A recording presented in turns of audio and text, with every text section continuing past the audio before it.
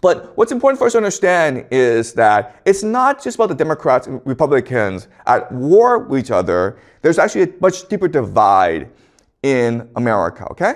And this divide is a conflict between the elite and the counter-elite.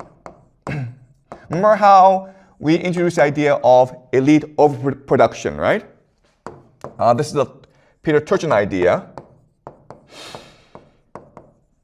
And he argues that what leads to civil war is that you have too many elite who want to be the ones in power. Power is a zero-sum game, and therefore, when you have elite overproduction, they have to go to war against each other in order to have the power.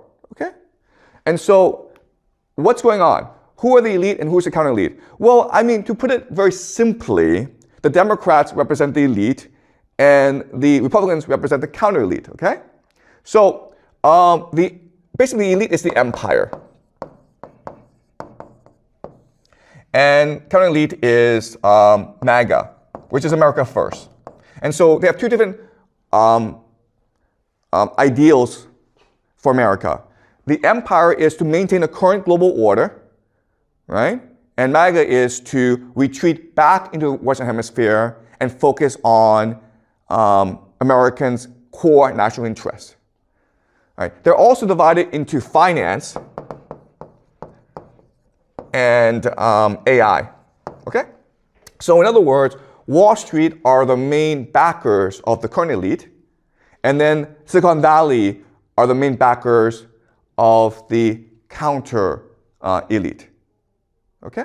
So these people are interested in maintaining the status quo. They are interested in a revolution, right? And so this is the main divide in America that will eventually lead to a civil war, like an actual civil war, okay?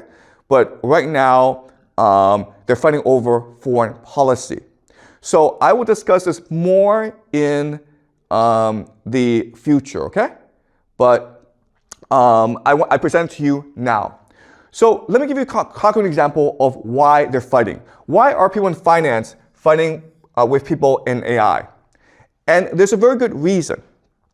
Because if you're able to control Washington, D.C., if you're able to control the levers of government, you're able to make a lot of money for yourself, okay? So let's look at this concretely. Okay, what people don't really understand is that both finance and AI are bubbles that will burst. They're parasites, okay? So finance is a parasite because there's something called a private credit bubble, right? Private credit bubble, the idea of private credit is very simple. Rather than banks issuing loans to companies, companies privately issue loans to other companies. And you would think that these companies would be very careful with who they lend to and how much they lend to, right?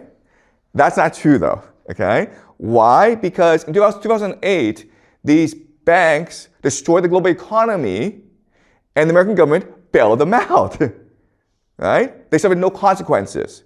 This idea of moral hazard.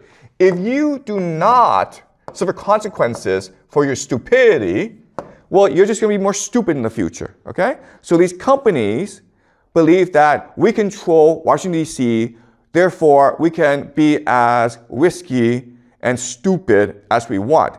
So they're giving out lots and lots of silly loans to companies because they collect a fee for these loans, right? And then when these loans don't actually work out, meaning the companies go bankrupt, what they do is they say, oh, we'll lend you some more money to keep afloat, okay? So now this problem has reached about $2 trillion. And so they think that, okay, well, worst case scenario, the government will bail us out if we all go bankrupt because we're too big to fail. And all our friends are in government. Okay? That's their mentality. And in 2008, that worked. But there's a problem today, which is there's also another group that's doing the same crap, okay? And it's called the AI bubble. All right, so if you look at AI bubble, you've got companies like Microsoft, OpenAI, Oracle, NVIDIA, okay, lots and lots of different companies. And the way they operate is they just lend money to each other, okay? It's like, I give you $1 billion, then you give me $1 billion, and now we have $2 billion. Okay? It's a circle jerk. And it's getting a lot of money from the GCC and other investors. The problem, of course, is what's happening in the war, right? So if the GCC can no longer put more money into this bubble, then eventually this bubble will have to burst. But they're like, that's okay. Why? Because we control Trump. We control the White House. We are the stock market. Therefore, Washington, D.C. will bail us out. Okay? So that's the war going on, where you have two parasitic forces, the finance sector and the tech sector, and they are all looking for government bailouts when their bubble bursts. But the government doesn't have infinite money. It can only bail out one side, right? So they're going to fight over the government. They're going to fight over who bails who out, okay? If the Democrats can win the House and the presidency in 2028, then the private credit people will get bailed out. But if Trump and his people stay in power in 2028, then the AI people will get bailed out, okay? So that's the civil war going on in America right now. We'll discuss this more later in the future, but I just present to you right now, okay? And then, of course, you have the Israelis, Israel. People don't really appreciate how divided Israel is. This is about 2020 when you have like 1 million people in Tel Aviv calling for the resignation, the impeachment, the jailing of Prime Minister Netanyahu. Because Netanyahu, like most Israeli politicians, is very corrupt. Okay? And to avoid going to jail, Netanyahu proposed changing the judiciary, changing the laws. And so there's these massive protests against Netanyahu. And at this point in Israel, it seemed as though Netanyahu was going to fall from power and go to jail for the rest of his life. But then, of course, October 7th happened. Okay? October 7th happened. And then Israel is now in permanent war. That gives him emergency powers. Okay? All right.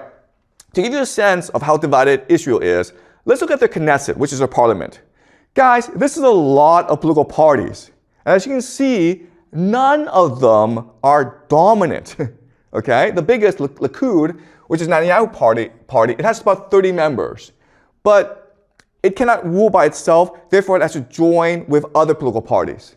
Okay? It has to be a coalition. But you look at its enemies. Well, its enemies also have a lot. So it seems as though Israel is an extremely divided society, and it is. Okay? People don't really